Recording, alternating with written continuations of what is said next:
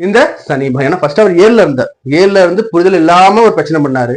8க்கு வந்து அசிங்கம், அவ பேர், அவ மரியாதை என்ன கொடுக்கணுமோ அத்தனையும் கொடுத்தாரு. வீட்டுல மட்டும்தான் கொடுத்தாரா? இல்ல, தொழிலையும் வெளில சொல்லிக்க முடியாத பிரச்சனைகள். ஒரு பெண்ணா இருக்கீங்கன்னா எவ்வளவு பிரச்சனை சந்திக்க முடியுமோ வேலையில அவ்வளவு பிரச்சனை சந்திச்சிருக்கீங்க. ஒரு ஆணா இருக்கீங்கன்னா எவ்வளவு கஷ்டத்தை அனுபவிக்க முடியுமோ எவ்வளவு பிரச்சனை, அத்தனை பிரச்சனையும் அவ்வளவு கஷ்டத்தை அனுபவிச்சுட்டு சொல்லக்கூடாது. வேலையை விட்டுலாமா சார்?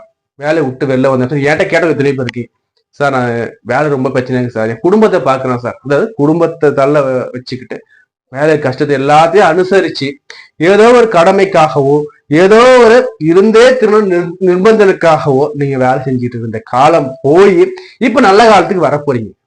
நான் என்ன சொல்றேன்னா, உங்களுக்கு இவ்வளவு கஷ்டத்தெல்லாம் வந்து பொறுமையா கடந்து வந்த கடகராசி கடக நண்பர்களுக்கு பாத்தீங்கன்னா இந்த சனி பேச்சுக்கு பிறகு உங்களுக்கு வருங்காலம்னு பாத்தீங்கன்னா பொற்காலமா நான் சொல்றேங்க.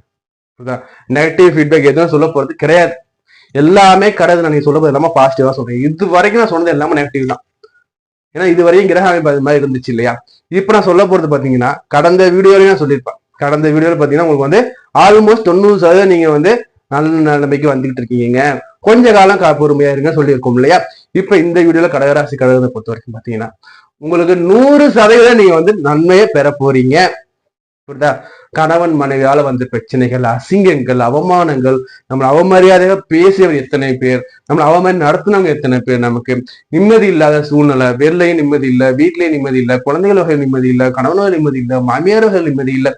இப்படி எல்லாம் போனோம். நமக்கு என்னன்னா ஒரு மிக மிக மிக மிக நல்ல ஒரு பொற்கால பேச்சுன்னு பார்த்து சனி பகவான் பேச்சு. இவர் வந்து 9ஆம் இடத்துக்கு வர்றாருங்க. சார் 9 பாக்கியஸ்தானம் ஆச்சு சார், 9ல சனி வந்தா எப்படி சார் நீங்க வந்து நல்லதுன்னு சொல்றீங்க?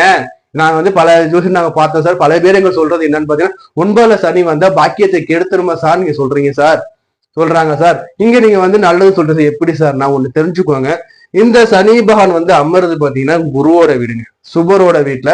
நல்லவன் வீட்டுல கெட்டவன் அமரும்போது எதுவும் பண்ண முடியாதுங்க. புரியுதா? இந்த நல்லவன் வந்து எப்படிங்க, வலுவா இருக்காரா லேசியா இருக்காராங்க? நல்லவனா இருக்கான், நோஞ்சானா இருக்கான். புரியுதா? இல்ல கெட்டவன் பலசரியா இருந்தா ஒன்னும் பண்ண முடியாது, கெட்டவன் வேலை செய்வான். கரெக்டா?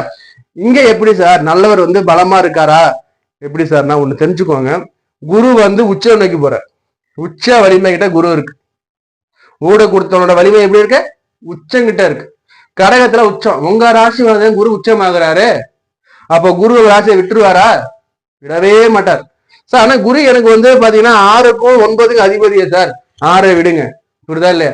அந்த 6 தான் பார்த்தா தொழில் ஒரு காலத்தை மறைஞ்சிருக்கு. நோய் நொடி பிணிப்பிட கடனாக இருந்தாலும் அந்த 6 விட ஒரு தொழில் ஒளிஞ்சிருக்கு. அப்ப தொழிலை கொடுக்க போறதும் குரு தானே. சரி,